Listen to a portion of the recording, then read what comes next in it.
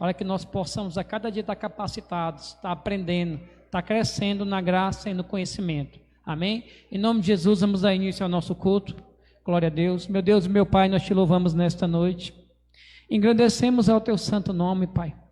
Obrigado, Senhor, porque no meio desta pandemia, no meio dessas enfermidades, no meio da dificuldade, porque no meio da luta, no meio do deserto, tu tens levantado uma igreja, Senhor. Uma igreja para ser uma nova geração, Senhor. Uma igreja para estar firmado na tua palavra. Uma igreja para estar andando nas tuas verdades, meu Pai. Pai, neste momento eu coloco na tua presença, Senhor, a vida de cada irmão que entrou por essas portas. Meu Deus, eu coloco na tua presença, meu Senhor, a vida de cada irmão que saiu da sua casa nesse momento e vem se dirigindo para cá.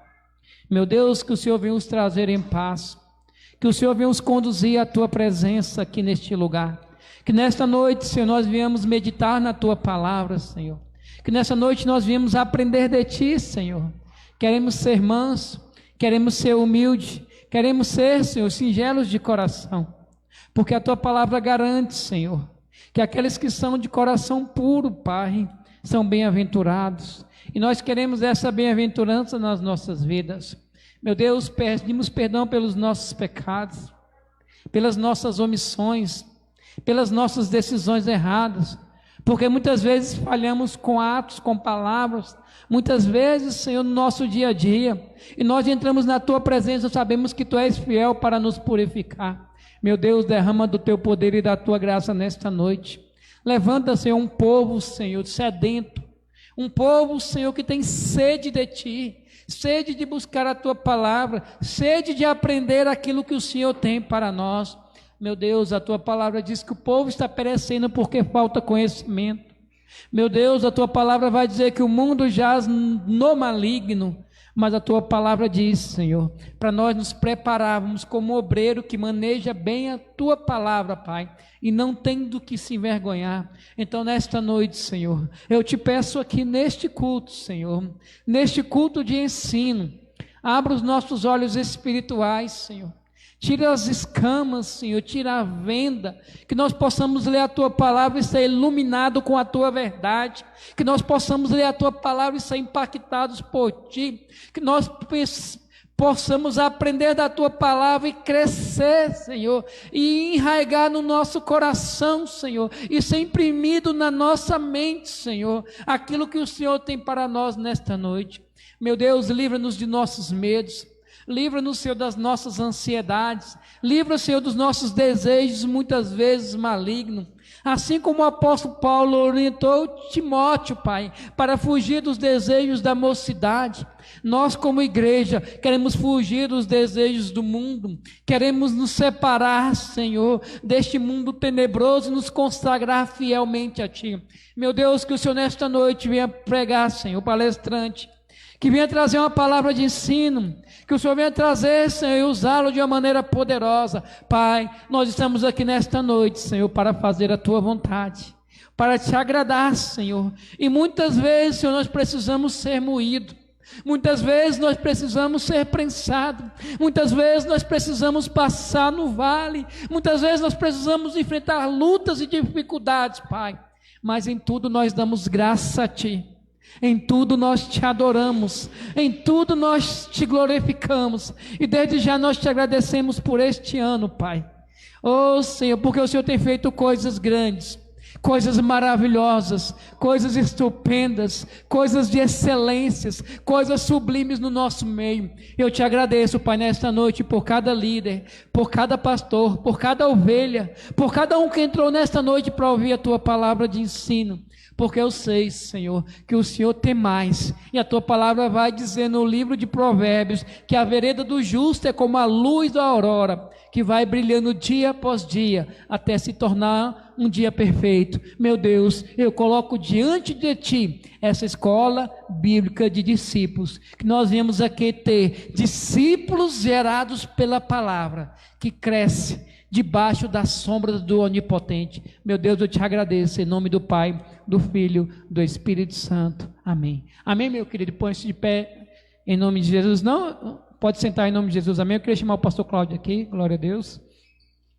Amém. Se os irmãos quiserem aí, tem um cafezinho ali nos fundos ali que já está saindo, já saiu, amém? Glória a Deus.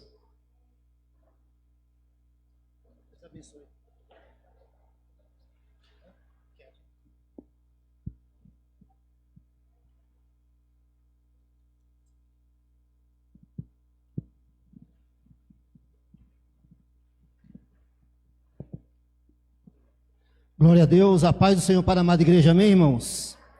Quantos estão felizes com Jesus, diga amém. Deus é bom, o tempo todo Deus é bom, não é verdade? Então nós estamos felizes por essa oportunidade de estar mais uma quinta-feira aqui aprendendo a palavra de Deus juntos. É um privilégio estar com vocês, é uma alegria poder estar compartilhando a palavra de Deus com cada um de vocês. Hoje nós vamos estar estudando, terminando a apostila passada.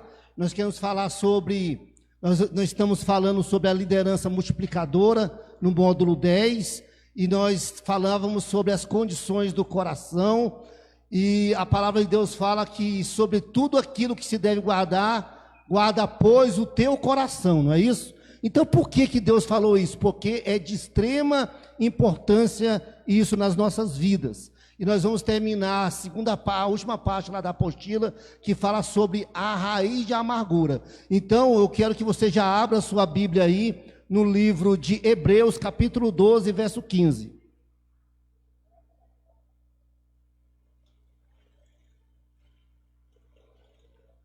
Hebreus, capítulo 12, verso 15. Hoje nós vamos estar mais acelerados, eu quero que vocês fiquem atentos.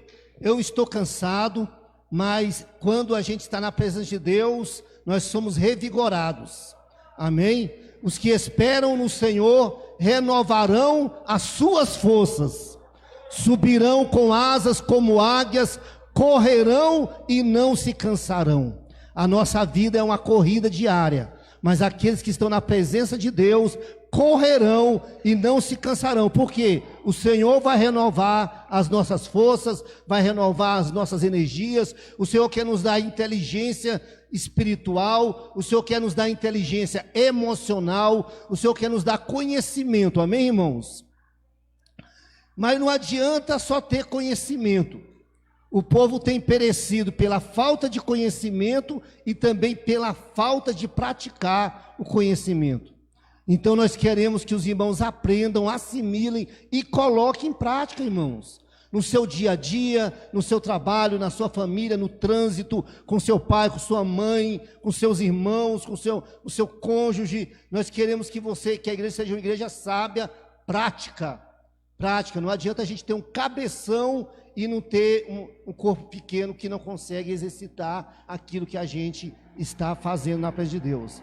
Ok? Aqui no capítulo 12 de Hebreus, no versículo 15, fala bem assim, ó: vigiai, para que ninguém se exclua da graça de Deus, e que nenhuma raiz de amargura vos contamine, vos cause dano, vos cause confusão. Aqui nessa tradução, na King James, diz assim, ó: vigiai que ninguém se exclua da graça de Deus.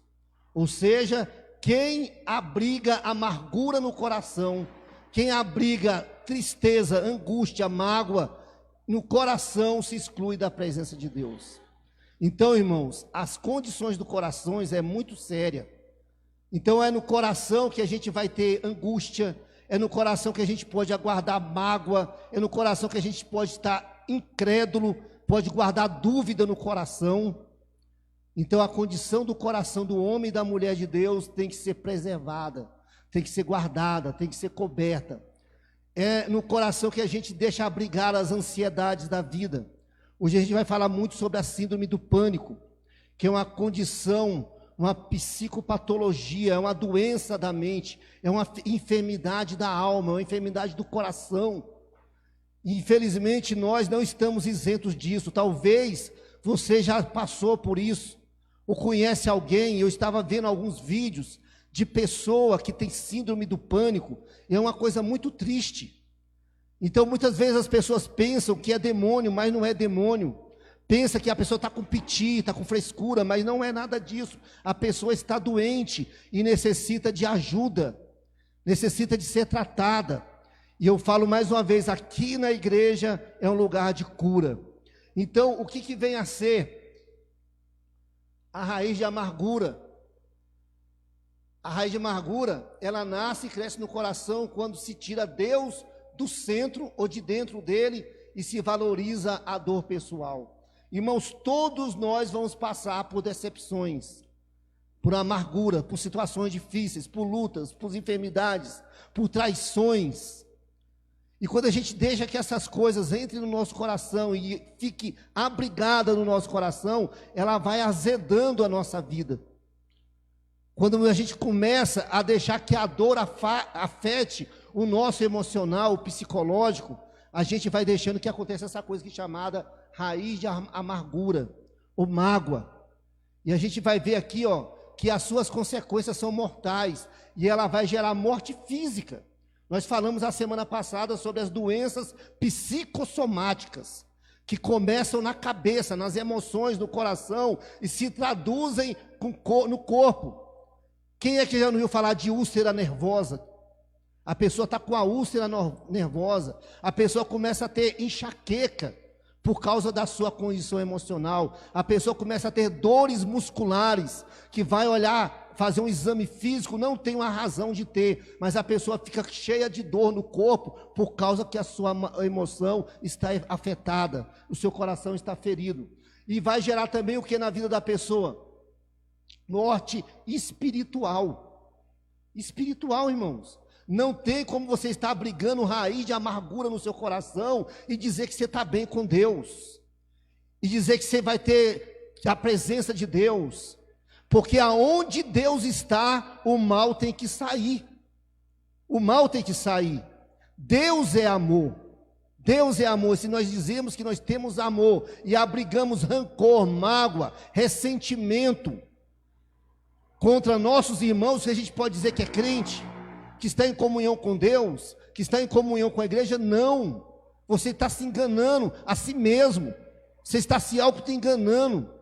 Então não é compatível uma vida de comunhão com Deus, uma vida de fé, uma vida espiritual produtiva, uma vida espiritual sadia, e dizer que tem a mágoa no coração. Então ela vai gerar o quê? Morte espiritual. E o pior de tudo, a amargura, ela é contagiosa.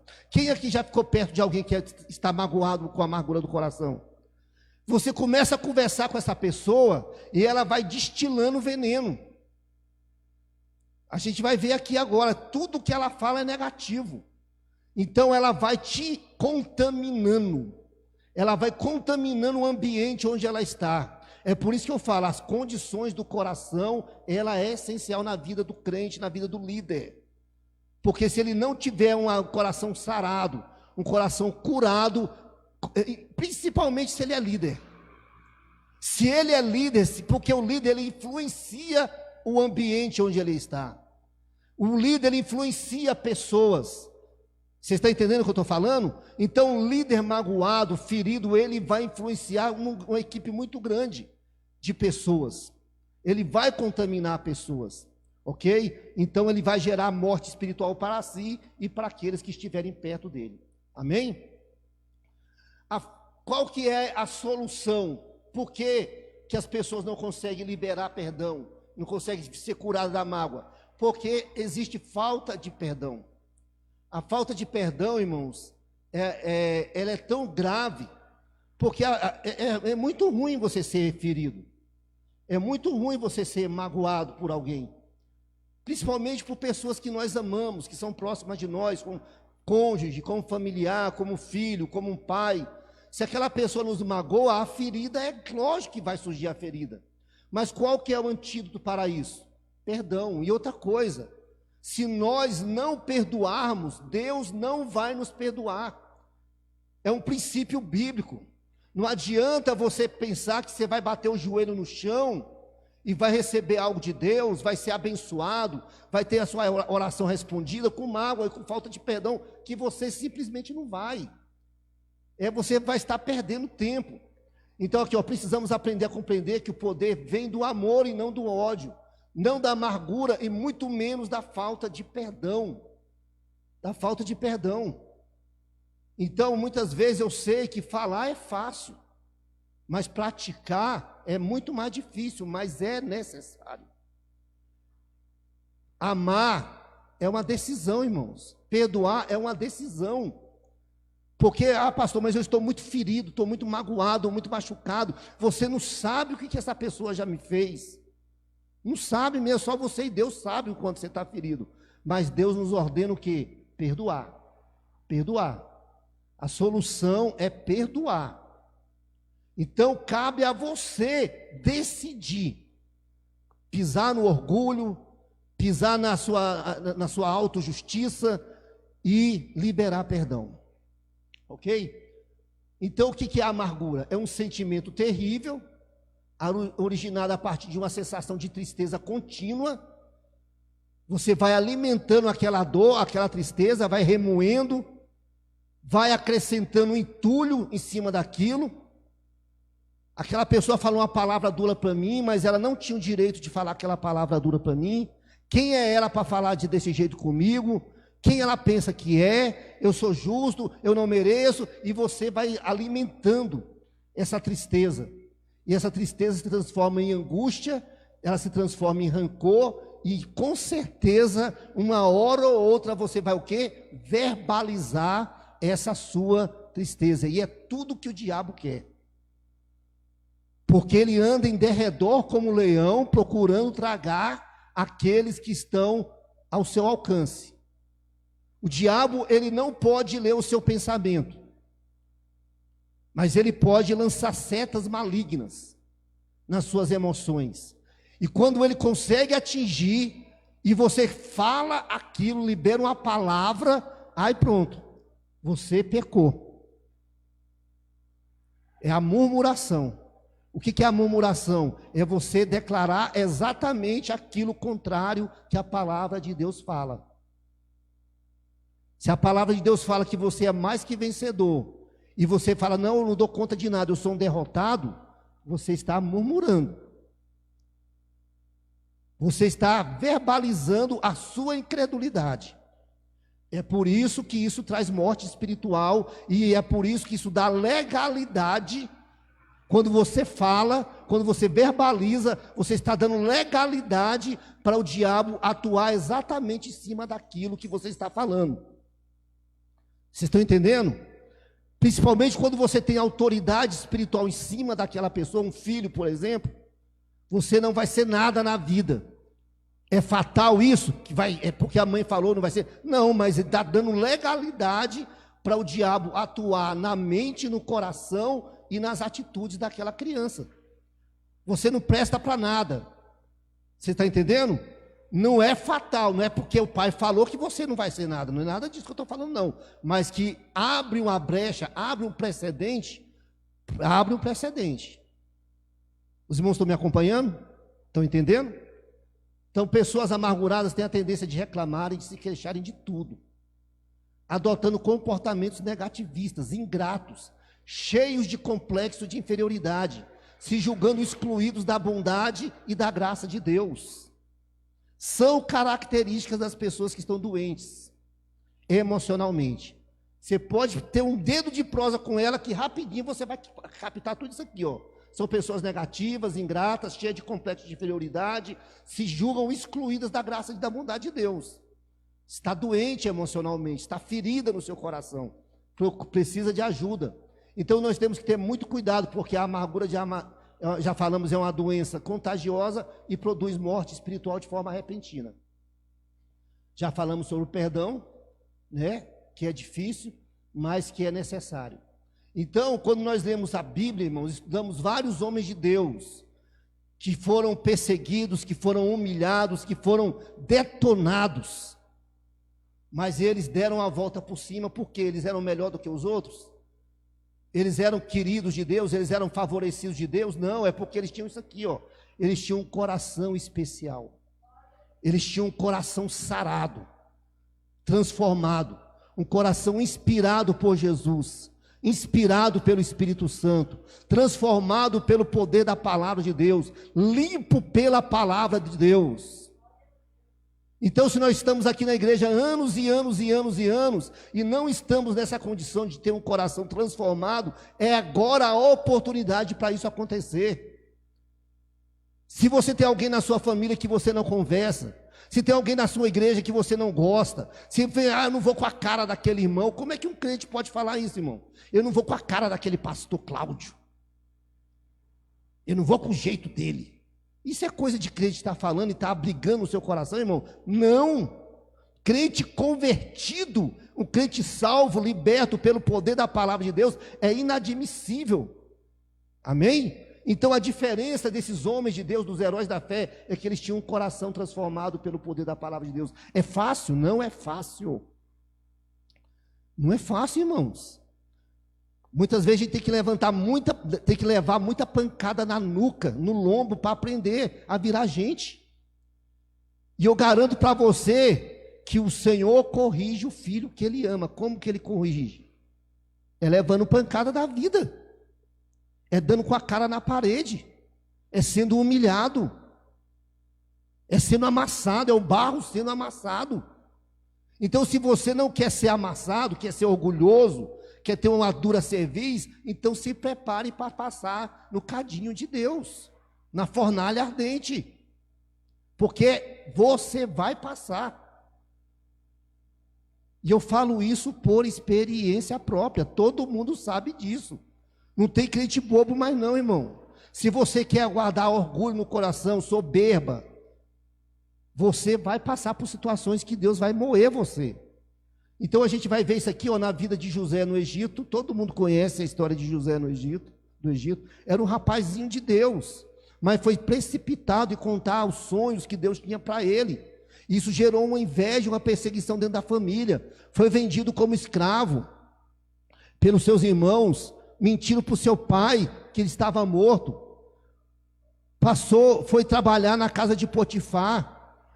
Foi perseguido pela mulher de Potifar que queria dormir com ele. Ela mentiu, ele foi parar na cadeia. Passou anos e anos e anos ali. Ajudou outras pessoas a sair da cadeia. Então, irmãos, foi um processo muito doloroso até ele se tornar o rei, o vice-rei do Egito. Estevão, um homem de Deus, cheio do Espírito Santo. Deus usava ele poderosamente. Mas por causa disso, o que aconteceu com Estevão? Ele pregou uma palavra dura, uma palavra verdadeira para aquela nação de homens e mulheres incrédulos de Israel. Qual foi a atitude deles? Ódio, raiva dele, ao ponto de o quê? Apedrejar e matar Estevão. Mas qual foi a palavra que Estevão falou quando ele estava prestes a morrer? Senhor, não lhes imputes este pecado. Perdoa eles. Eles não sabem o que eles estão fazendo. Ele tinha ou não tinha um coração especial? Hein, irmãos? José tinha ou não tinha um coração? Quando José foi se revelar para os seus irmãos, ele poderia muito bem tripudiar em cima dos irmãos. Ele estava em cima da carne seca. Eu vou dar uma lição nesses caras. Vou prender eles, vou humilhar eles, vou fazer acontecer em cima deles. Mas não, fala que ele o abraçou eles e chorou demoradamente. Chorou tanto que se ouviu o choro de José lá no palácio de Faraó. E ele perdoou os seus irmãos, falou, olha, o que vocês fizeram comigo foi providência de Deus. Foi providência de Deus. Amém? Tinha ou não tinha um coração especial? Paulo, imagina você estar pregando a palavra de Deus numa cidade e de repente se levantar um bando de religioso, de judeu, de fariseu, e começar a perseguir a Paulo, ao ponto de apedrejar Paulo também e ser dado como morto. O que a gente fazia? Se fosse eu nunca mais pisava o pé ali. Deixa ir para o inferno. Ele voltou a pregar na mesma cidade depois que ele foi embora. E essa foi uma tônica na vida de Paulo. Toda a igreja que ele chegava, ele se levantava um religioso lá, religioso, conhecedor da palavra, contra a palavra de Deus, contra o caminho, contra o evangelho, e começava a perseguir a Paulo, e até que ele era preso, e vocês estão entendendo? Mas Paulo deixou de fazer a obra de Deus por causa disso, porque ele foi perseguido, apedrejado, mal entendido, não aceito. Não, irmãos. Ele tinha uma missão no coração dele, que era fazer a obra de Deus, que era fazer a vontade de Deus, apesar das perseguições, apesar dos naufrágios, apesar dos apedrejamentos, apesar das chibatadas que ele levou, apesar das suas com vara que ele levou. Ele queria era o quê? Era cumprir aquilo que Deus havia mandado ele fazer. É o que? Ganhar os gentios para Cristo. Paulo tinha ou não tinha um coração especial? Tinha ou não tinha, irmãos? Nós podemos ou não podemos ter um coração igual ao deles? Quem acha que a gente pode ter um coração igual ao de Paulo, de José e de Estevão e muitos outros da Bíblia? Deus nos deu essa condição. Por quê, irmãos? Nós temos o Espírito Santo de Deus. O amor de Deus está derramado em nossos corações pelo Espírito Santo de Deus. Amém?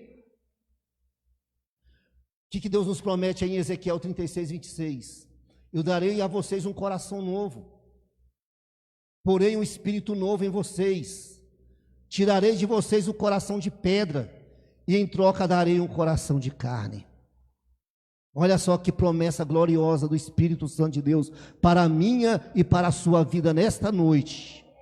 Que você possa se apropriar dessa palavra no seu espírito, no seu coração. O que é um coração de carne, irmãos? É um coração que é o inverso ao coração de pedra. É um coração maleável, é um coração tratável, é um coração que Deus tem prazer em cuidar. Eu me lembrei daquele filme lá, A Cabana. Quem assistiu aquele filme, A Cabana? E lá no filme, Deus levou ele num jardim, vocês lembram dessa parte?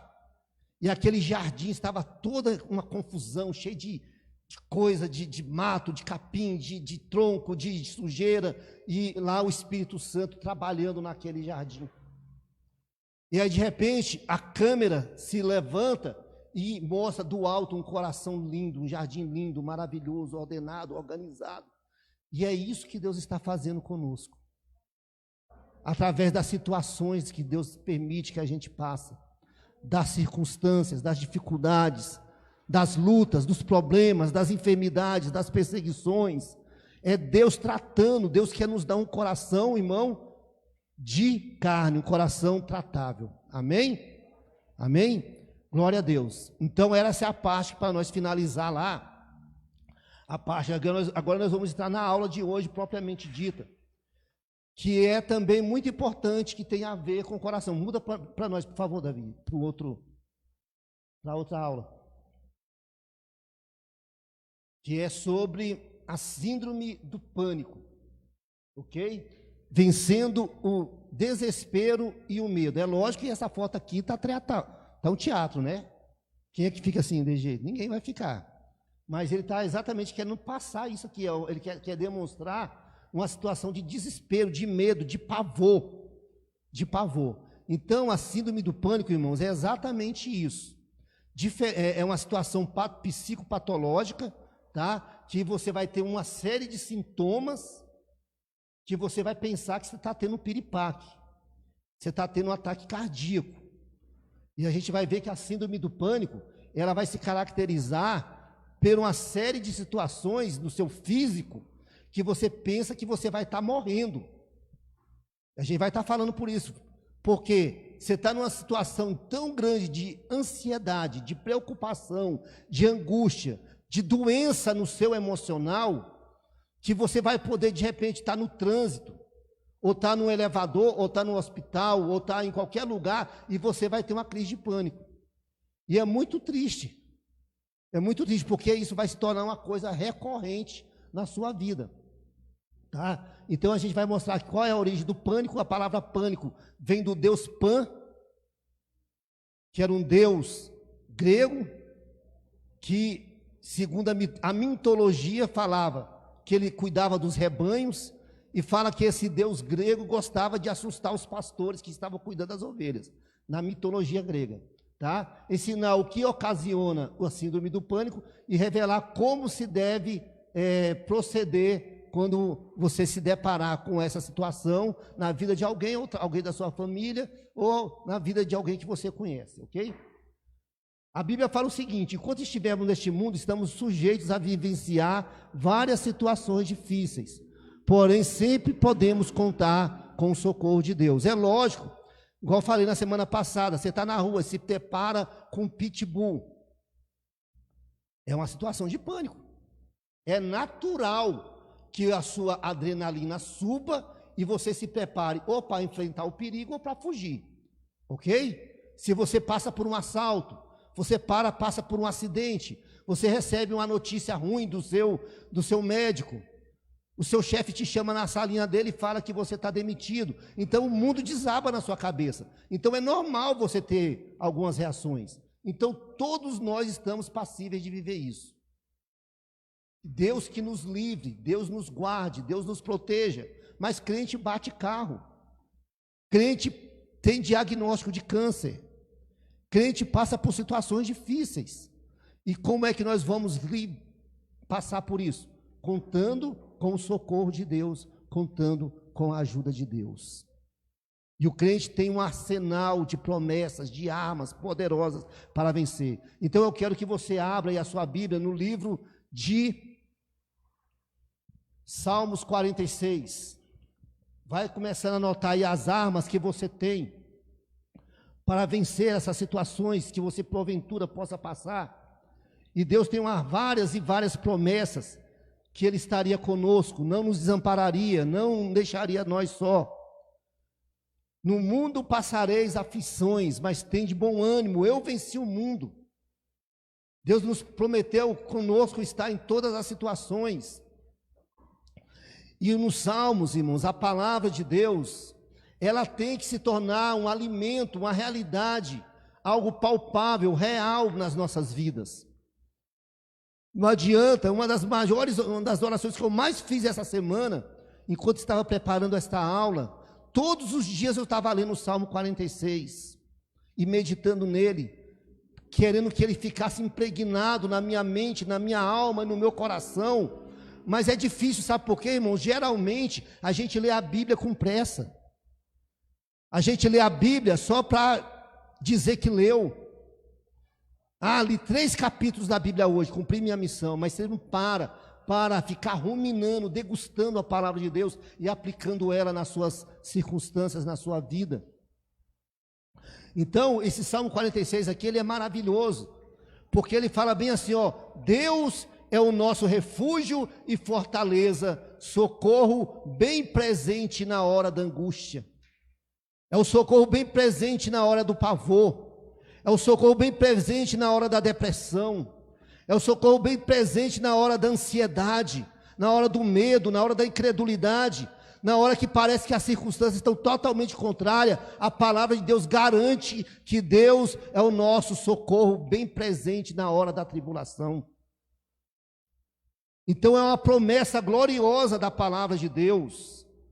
Por que ele fala aqui que é o nosso refúgio? O que é o refúgio? Refúgio é o lugar onde nós podemos nos abrigar e nos proteger. Nós podemos nos abrigar debaixo das mãos poderosas, amorosas de Deus. E tudo isso é o que, irmãos? É fé. É fé. Nenhum mal me sucederá, praga nenhuma chegará à minha tenda. Debaixo das suas asas eu estou seguro, a tua verdade é o meu escudo e o meu broquel. Vocês estão entendendo isso, irmãos? Isso tem que se tornar uma realidade na minha vida. O aluguel está vencendo, eu estou com problema no meu casamento, eu estou com problema de dívida, eu estou com problema de relacionamento, eu estou angustiado, Deus é o seu refúgio. Deus é o seu escape. O Espírito de Deus está aqui nesta noite para trazer cura e consolação e fortaleza na sua vida. E ele fala bem assim, ele é o meu refúgio, ele é a minha fortaleza. A Bíblia fala, fortalecei-vos no Senhor e na força do seu poder. Se você for confiar na sua própria força, na sua inteligência, nas suas estratégias, igual Jacó. Jacó, o nome Jacó significa usurpador. Era um malandrão, era um homem astuto, que com a lábia, com a sabedoria dele, pensava que conseguia dar jeito em tudo.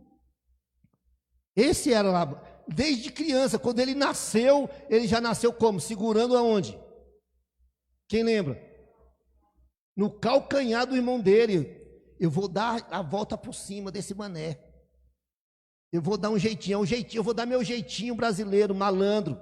Eu sou malandro, mané é mané, eu sou malandro. Quem já não ouviu isso? Eu me garanto. Quantas vezes a gente já pessoas vê e fala, eu me garanto, eu dou conta. Então, porque está confiando nele, geralmente quebra a cara. Geralmente se dá mal. Mas o nosso refúgio, a nossa esperança está em quem? Em Deus. A nossa fortaleza é Deus. Ele é o socorro bem presente na hora da angústia. Ok, irmãos? Então vai se apropriando disso aí no seu coração, no seu espírito aí, fala assim, ó, pelo que não temeremos, eu não vou ter pavor, eu não vou ter medo, não vou ter angústia, ainda que a terra se mude e ainda que o monte se transporte para o meio dos mares, ainda que as águas rujam, ainda que se perturbem, ainda que os montes se abalem pela sua braveza. Deus é o nosso refúgio, Deus é a nossa proteção, Deus é o nosso guarda de Israel que não dorme. A palavra de Deus diz que Deus é o nosso guarda de Israel, que ele não dormita nem cochila. Olha só que coisa gloriosa. Esse é o nosso Deus. Ele está o quê? Atento a cada detalhe da sua vida. A Bíblia fala que até os fios de cabelo da nossa cabeça estão contados. Já pensou isso, irmãos? Então Deus conhece cada detalhe da sua vida, os seus sonhos, as suas aspirações, aquilo que você quer. Mas você só vai alcançar a vitória em Deus através da fé, se apropriando destas promessas no seu coração, na sua mente, no seu espírito. Não adianta eu ter conhecimento, assentimento mental dessas promessas. Isso tem que se tornar uma realidade no meu interior. Amém? E como eu alcanço isso? Pela fé, pela meditação na palavra diária de Deus, pela oração, pelas práticas espirituais, do jejum, da adoração, da consagração diária. Você tem que tirar um tempo para meditar na palavra de Deus diariamente. E é mágica, é pirlim-pipim, é abra-cadabra, gospel, não existe, irmão. Estalo de dedo, no estalo de dedo vai mudar, mentira. Deus pode realizar? Pode, mas normalmente Ele vai tratar você primeiro antes de você receber o milagre. Porque quando Ele realiza o milagre é com um propósito. Qual o propósito? De transformar você e o nome dEle ser glorificado através das suas vidas. As pessoas vão olhar para você e vai ver a diferença, a mudança, a transformação, e aí o nome do Senhor é glorificado, amém, irmãos? É assim que Deus trabalha. É assim que Deus trabalha. E aí fala que há um rio cujas correntes alegram a cidade de Deus. É porque não dá tempo. Mas depois eu queria que você meditasse lá em Ezequiel 47, que fala quando o profeta foi levado ao templo naquela visão gloriosa, e fala que do portal do templo leste saiu um rio debaixo do trono de Deus. É o mesmo rio que estava lá no Éden. E fala aqui, e lá no capítulo é 47 mesmo ou é 46? 47. E lá no último versículo, lê o último versículo aí para mim, pastor Edivantes. Ezequiel, o último versículo aí do capítulo, como que é glorioso. Que fala que por onde este rio passar, tudo novo vai se tornar, vai ter vida. Essas águas falam que ele vai chegar no Mar Morto. Quem conhece o Mar Morto? Já ouviu falar do Mar Morto? O Mar Morto é um lugar onde não tem vida. É tão salgada a água, a salinidade é tão alta que não tem vida. Nada sobrevive ali. As pessoas, é tão densa aquela água que as pessoas flutuam em cima dela e não tem vida. Não tem peixe, não tem alga, não tem nada.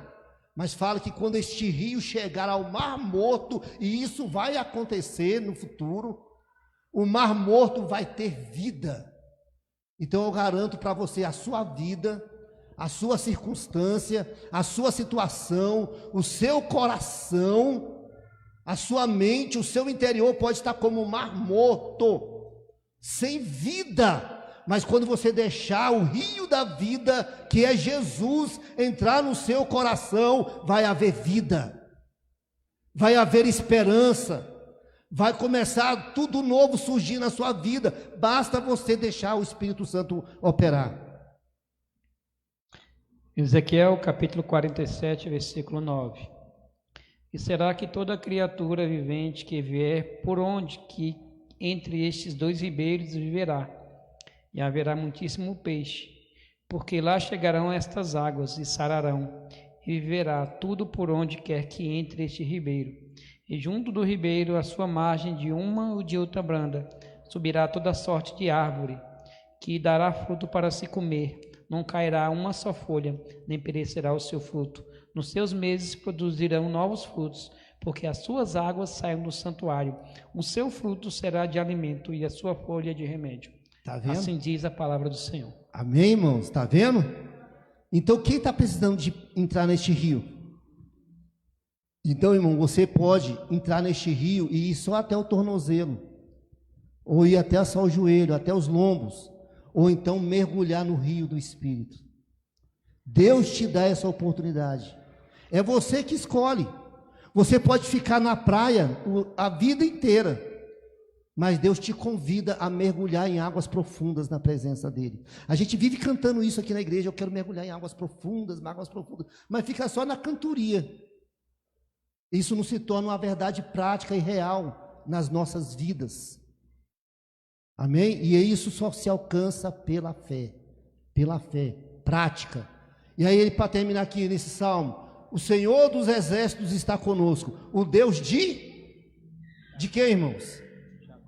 Jacó, o enganador, o usurpador, o problemático, cheio de manha, cheio de neuro, cheio de coisa, cheio de zica.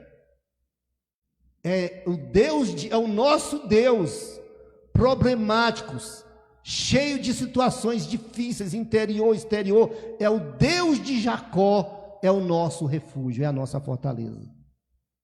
Do jeito que você é, todo problemático, todo cheio de ondinha, de coisa, de nhenhenhen, Deus te ama e Ele é o seu Deus, amém? Então o que acontece? O que é a síndrome do pânico? As pessoas vão entrando num grau de desespero tão grande, que, igual eu falei, ela começa a ter prevalecer na vida dessas pessoas. Ele começa a viver assombrado, tá? Então ele começa a viver com medo. Então o que acontece? A pessoa, quando ela está com síndrome do pânico, não sei se você já viu, a pessoa começa a ter taquicardia, o coração começa a bater acelerado, ela começa a suar frio, ela começa a suar as mãos e os pés frio, ela começa a tremer, ela começa a ficar com a visão turva, ela começa a ficar confusa, ela pensa, ela tem certeza que ela vai morrer, ela começa a ter sensação de morte.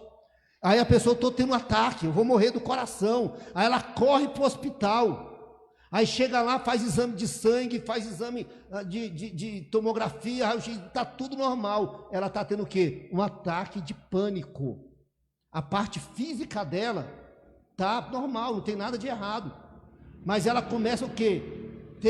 São mediadores químicos que o nosso cérebro libera quando você está numa situação de perigo, e esses mediadores químicos, como cortisol, adrenalina, ela fica correndo na sua corrente sanguínea o dia inteiro, porque você está ansioso, preocupado, angustiado, com medo o tempo todo. Então essas reações químicas no seu corpo, em vez de ser só para aquela hora que realmente se precisa, na hora de pânico, ela fica o tempo todo, e os seus cérebros disparam uma mensagem para você, que você está tão ansioso, tão preocupado, tão problemático, que é como se fosse um mecanismo de defesa.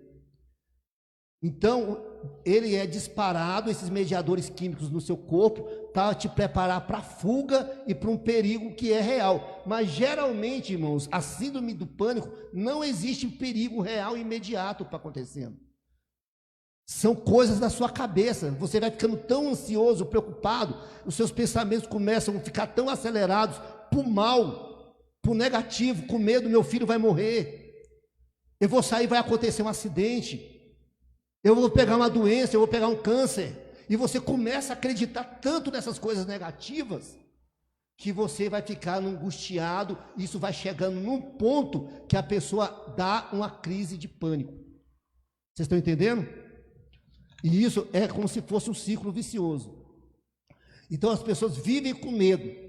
Então quem tem problema de síndrome do pânico é uma situação muito triste, muito vexatória, porque você de repente você está aqui na igreja e de repente você começa a ter, lá na CCFE aconteceu.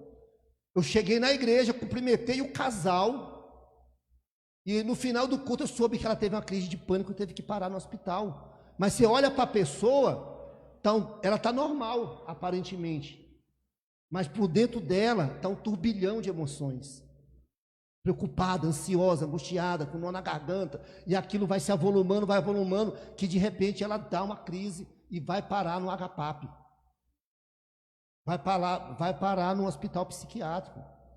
Tem que ir, porque tem que ser tratada.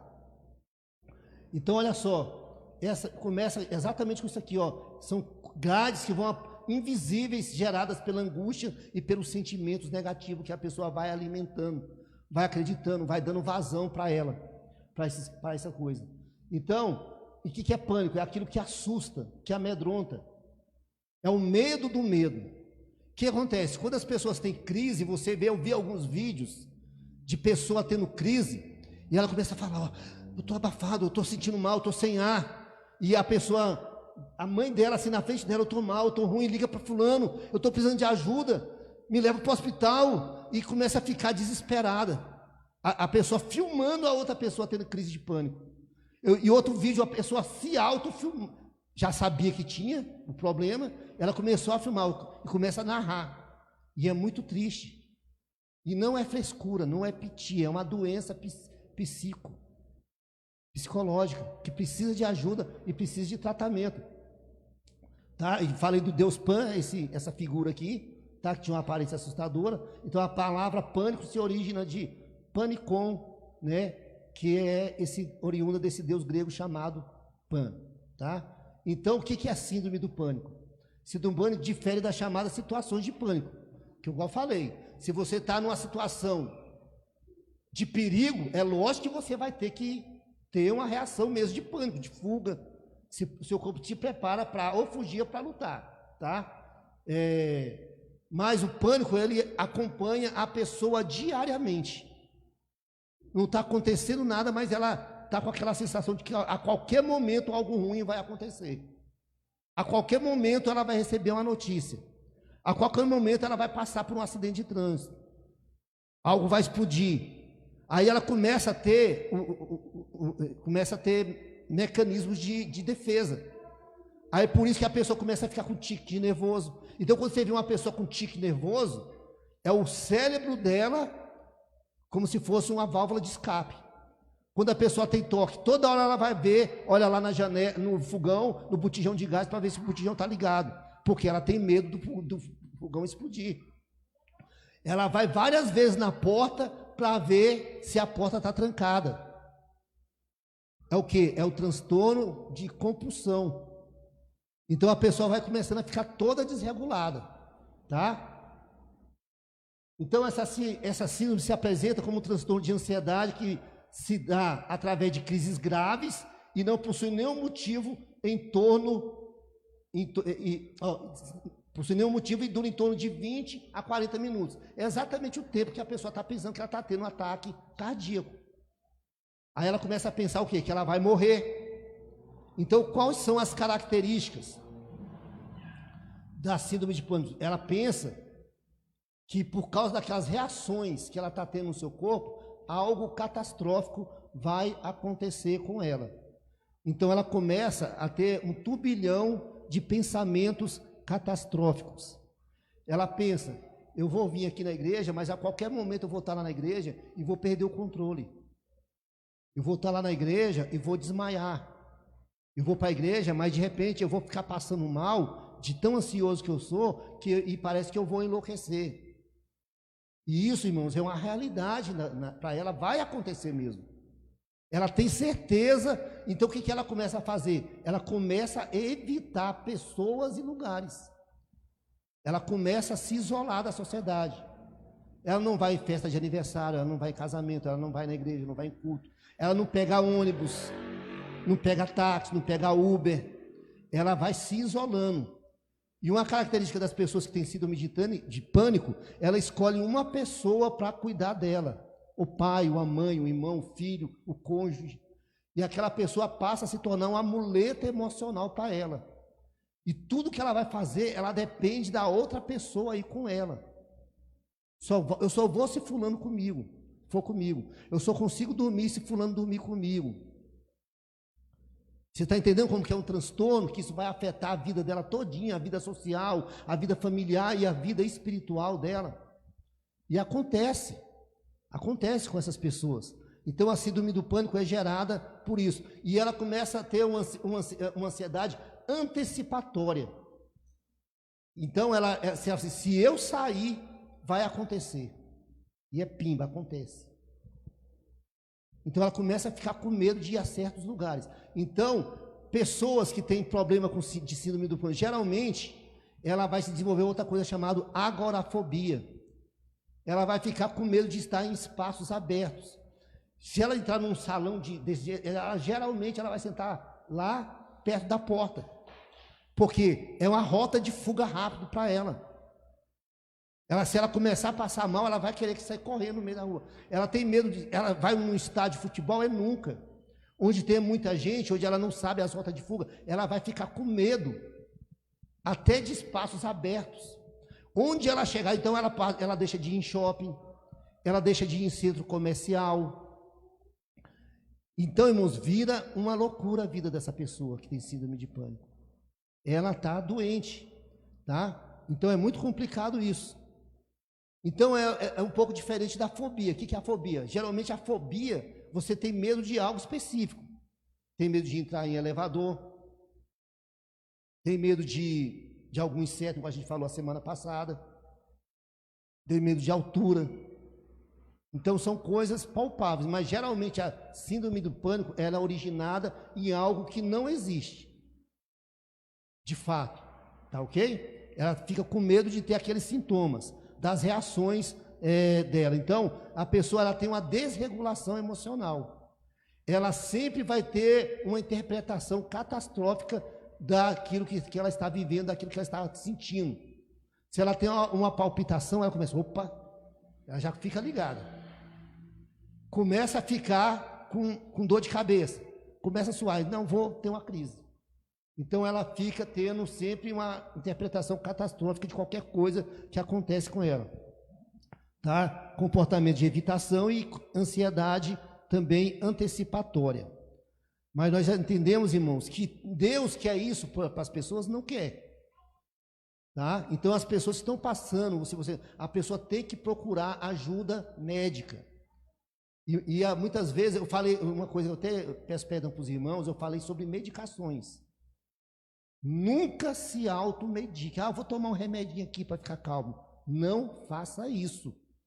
Em nome de Jesus, não se automedique nunca. Ainda mais remédios igual o Rivotril, igual o Valium, igual o Diazepam, o famoso remédio tarja preta, né? Você não pode se automedicar, você tem que ter um acompanhamento médico. Quem é que vai passar remédio para você? É o médico.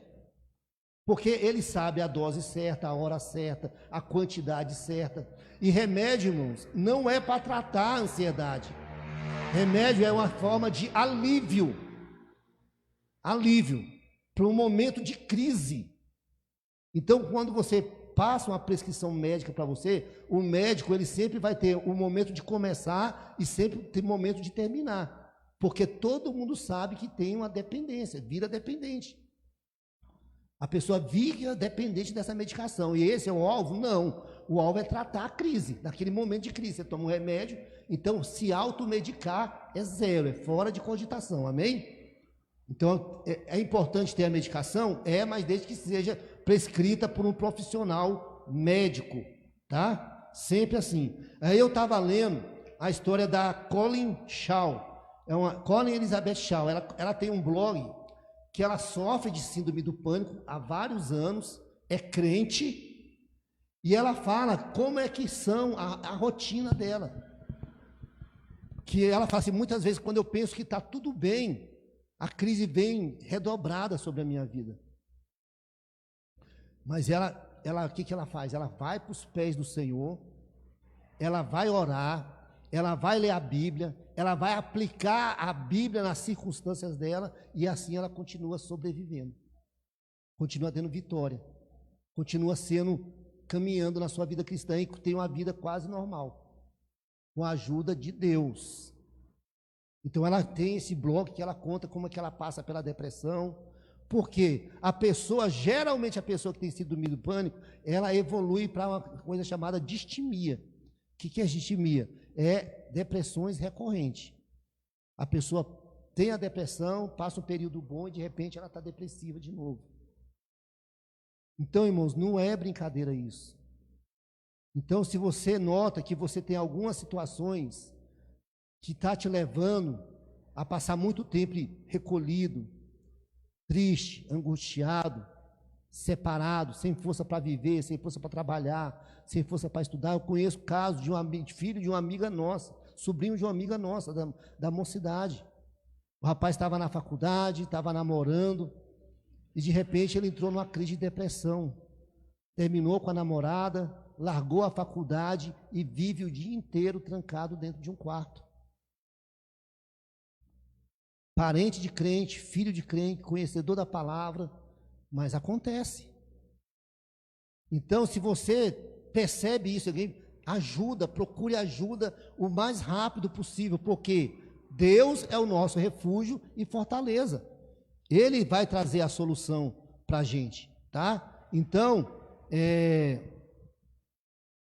Deus não quer que a gente passe por esse tipo de coisa, Ele quer realmente que a gente tenha vitória.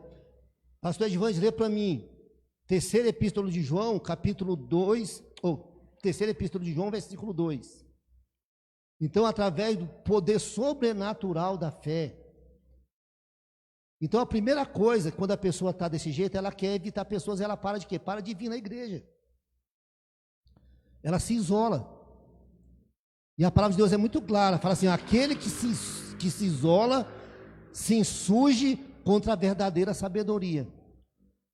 Então, aqui na igreja, irmãos, essas pessoas que estão passando por isso, ela tem que ser um lugar de refúgio, tem que ser uma cidade de refúgio. Então, quando você olha para uma pessoa passando por uma situação dessa, você nunca vai falar para ela, você está com demônio. É o diabo. Você está endemoniado. Nunca. Porque pode acontecer do diabo estar aproveitando uma brecha e estar detonando. Pode. Mas geralmente é emocional, é psicológico. É do ser humano, é tratável. Outra coisa, você está passando por isso porque você está em pecado. Confessa seu pecado. Faz uma varredura. Olha lá onde você pecou. Desenterra. Então não é nada disso. É uma doença, é uma enfermidade que qualquer um está passível. Deus que nos guarde e nos livre disso. Mas qualquer um passa por isso. E precisa de ajuda, precisa de tratamento. Precisa o quê? De amor, de carinho, de compreensão. E geralmente o que a gente faz quando você se depara com alguém que está passando por isso? Você também passa a evitar essa pessoa. Aquele irmão ali é meio problemático. Aquele irmão ali eu vou ficar longe dele. Aquele irmão ali eu não quero, eu já tenho meus próprios problemas. Eu não vou ajudar sem ninguém. Então Deus, irmãos, a igreja é um lugar de cura, de aceitação. Eu acho engraçado que eu e a Beth, Deus só lança pedreira na nossa vida. Geralmente, quando Deus envia alguém para nós discipular ou para acompanhar, é barra pesada. E não é fácil, irmãos. Você lidar diariamente, semanalmente com alguém que está passando por crise de depressão, de ansiedade, se você não estiver firmado na rocha, você acaba sendo influenciado. Você se depara ficando triste também, depressivo também. Então você tem que estar capacitado, preparado para viver isso. Qual que é o objetivo da escola de discípulos, irmãos? É exatamente capacitar você e preparar você para, se você se deparar com situações, ou com você, ou com um familiar, ou com alguém, você poder ajudar essa pessoa. Você não vai ser pego de surpresa, tá? Então, você vai receber a apostila, em nome de Jesus, leia a apostila. Aqui a gente dá uma pincelada rápida. Leia aí, pastor Edvantes, qual que é a vontade de Deus para nós? Glória a Deus. Terceira epístola universal do apóstolo João, versículo 2. Amado, desejo que te vá bens em todas as coisas, que tenha saúde, assim como bem vai a tua alma. Alma, as suas emoções, o seu coração, os seus sentimentos. Então já falamos aqui dos sintomas,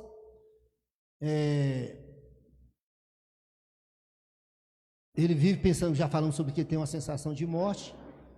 Então, mesmo tendo certeza que nós servimos a um Deus vivo, amoroso, poderoso, pode acontecer. Eu quero que vocês leiam esses versículos aqui em casa, tá? Tá na apostila, tá ok?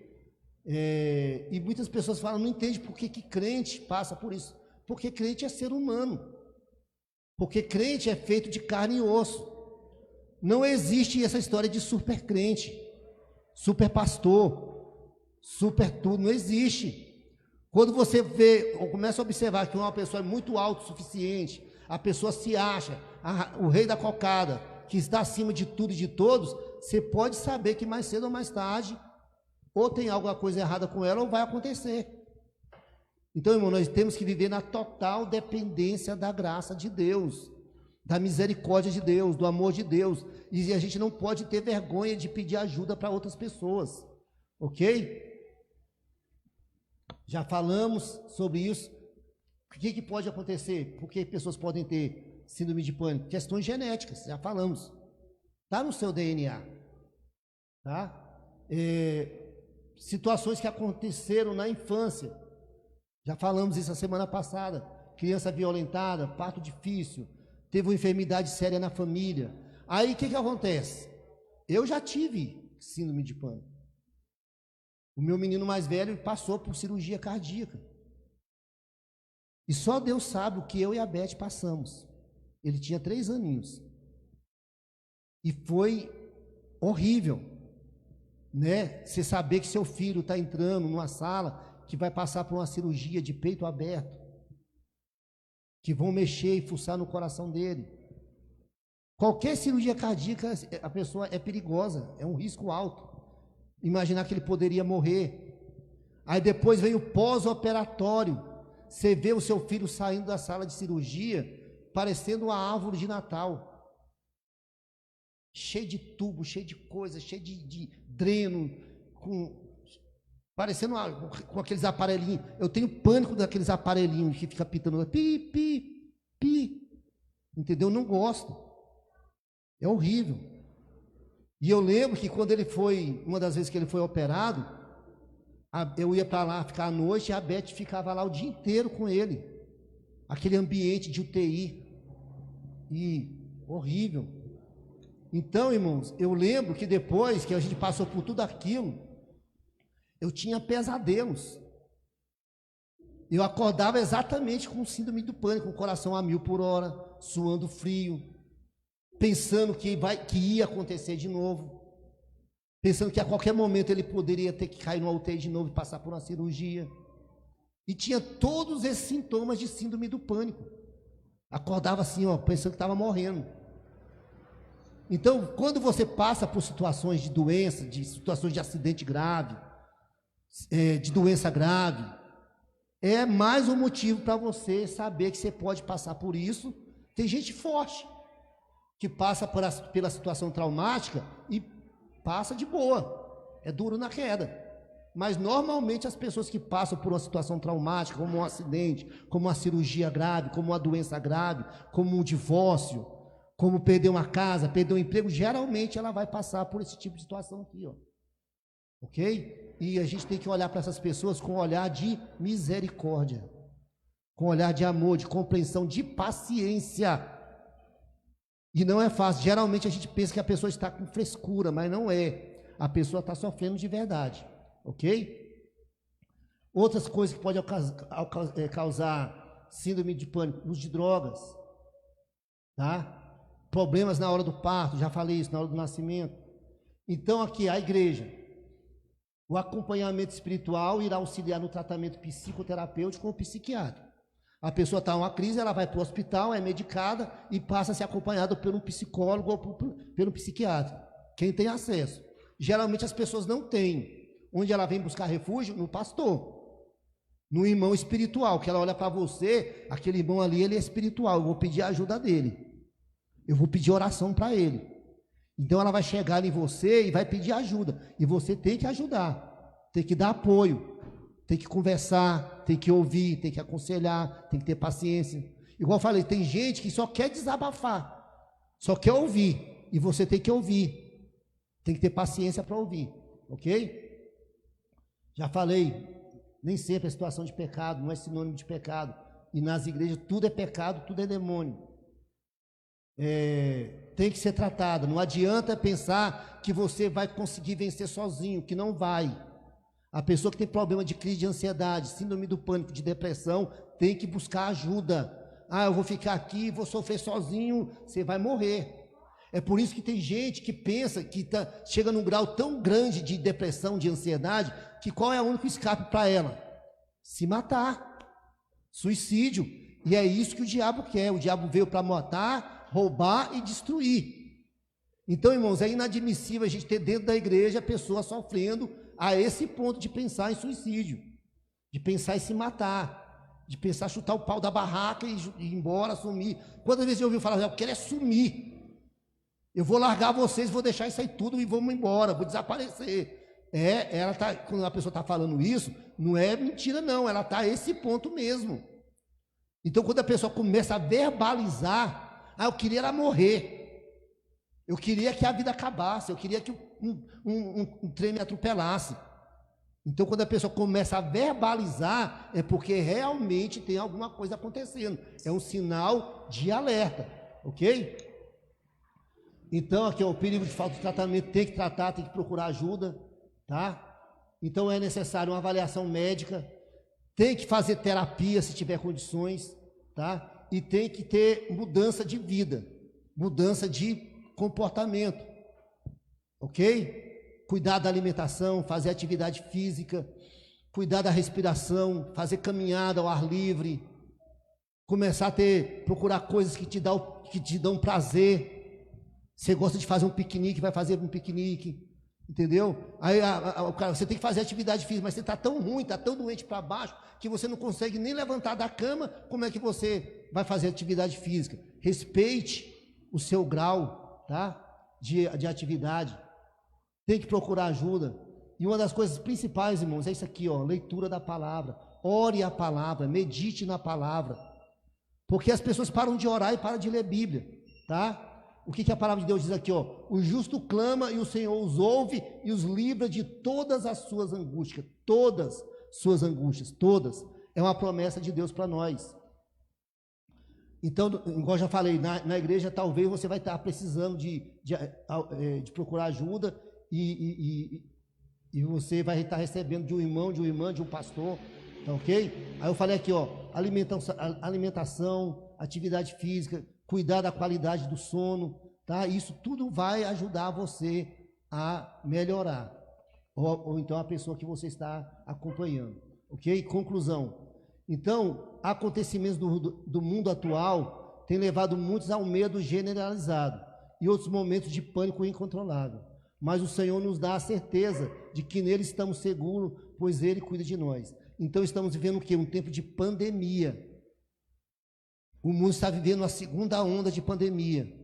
Os casos de Covid no Brasil estão crescendo.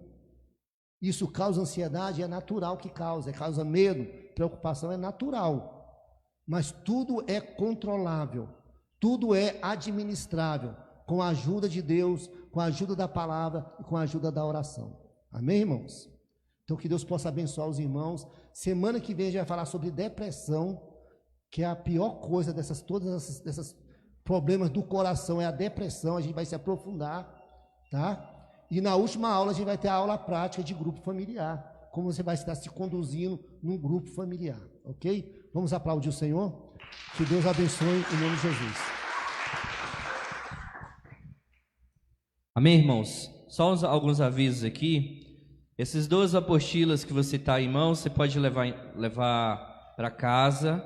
Quem não levou ainda e quem ainda não tem, pega ali atrás, por favor, a apostila que fala sobre as condições do coração. Essa de hoje. E faltam apenas 2 aulas, amém? Mais 2 aulas, nós encerramos o módulo 10.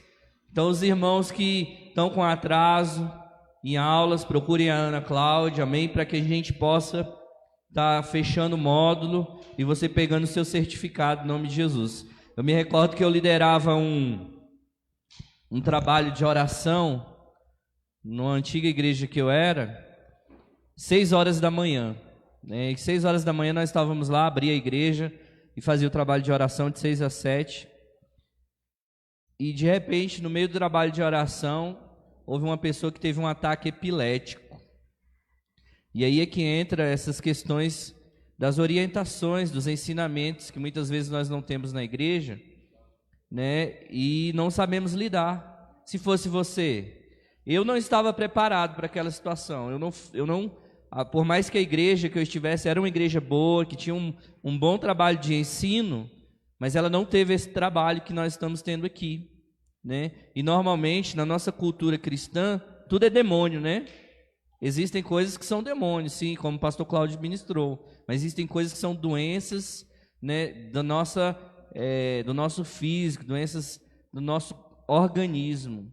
E não adianta você orar e expulsar o demônio, amém? Para encerrar, Davi, coloca o versículo aí, que esse hoje, amanhã, ou na próxima quinta, nós vamos falar de depressão, mas em primeiro lugar, queridos, nós precisamos crer que Deus é poderoso para nos curar de toda a enfermidade, amém? E é como o pastor Cláudio ministrou, tudo tem que ser feito em paralelo. Você só vai deixar de tomar a medicação, Deus me curou, mas vai lá, faz um exame médico, verifica se está curado mesmo, depois vem, testemunha e agradece ao Senhor. Não vamos ser crentes emocionais. O apóstolo Paulo diz que nós oferecemos um culto racional a Deus. O culto é racional, amém? A palavra de Deus diz, está aí na sua apostila. Por isso que eu estou frisando bem, leve seus estudos, abra aí o último versículo do estudo, eu coloquei bem de forma grifada, é justamente esse texto aqui, para que a gente venha ter em mente, amém? Nós também, é como o pastor Cláudio ministrou aqui outro dia, os extremos eles não são bons, nós não podemos não aceitar que o nosso organismo precisa de uma medicação, mas também nós não podemos deixar de crer que Deus é poderoso para nos curar, amém? Os extremos são ruins, e a maturidade é o equilíbrio. Deus é poderoso para nos curar de qualquer síndrome, de qualquer passividade do nosso organismo, amém? A palavra de Deus diz, aquele que é poderoso para fazer tudo, muito mais abundante além daquilo que pedimos ou pensamos, segundo o poder de Deus que opera em nós, amém? Pastor Cláudio hoje está curado, não está, pastor, da síndrome do pânico? Porque Deus, ele nos cura, amém? Vamos orar? Feche seus olhos, só reforçando, leve esse material. Pastor Cláudio falou novamente, as aulas aqui são pinceladas, irmãos. Esses materiais, eles são preparados com muito amor, com muito carinho. Leve para casa, não jogue fora, não jogue no lixo, não guarde. Você vai precisar dele, que não seja para você, em nome de Jesus, mas para você orientar alguém. Leia, tem muita coisa bacana que foi colocado nesses estudos aí, amém? Senhor, nós te louvamos. Te damos graças, Jesus, por essa oportunidade. Te damos graças, Senhor, por aquilo que foi ministrado aos nossos corações, às nossas vidas. Pai, que o Senhor tenha encontrado em nossos corações, Deus, terrenos férteis. Que a semente que estão sendo lançadas, Pai, todas essas quintas-feiras, elas encontrem em nossos corações uma terra madura, uma terra fértil, que venha produzir fruto a 30, a 60, a 100 por 1. Meu Deus, que nós venhamos ser poderosos na Tua presença. Pai, te louvamos e te agradecemos em nome de Jesus, para a glória de Deus. Amém? Irmãos, de 6 a 11 de dezembro, nós teremos o nosso Profetizando 2021, vai ser uma bênção. Os folders já estão prontos, já estão comigo, nós vamos estar distribuindo no dia 1º de dezembro. Gere uma expectativa positiva no teu coração, como eu tenho falado, anote os pedidos, a curto, a médio e a longo prazo, para que Deus venha realizar na tua vida em nome de Jesus, amém? O Senhor te abençoe e te guarde, estamos liberados em nome de Jesus.